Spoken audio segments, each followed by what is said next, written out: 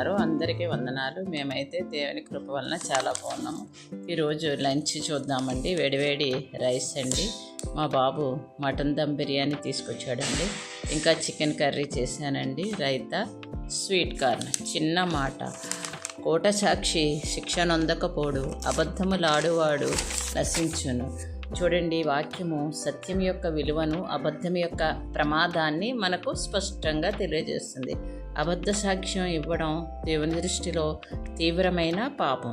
కొంతకాలం మనుషులకు అబద్ధం కనిపించకపోవచ్చు, కానీ దేవుడు సత్యానికి దేవుడు కాబట్టి అబద్ధం ఎప్పటికీ దాచబడదు.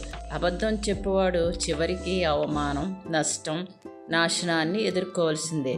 మన మాటలు ఇతరుల జీవితాలపై ప్రభావం చూపుతాయి.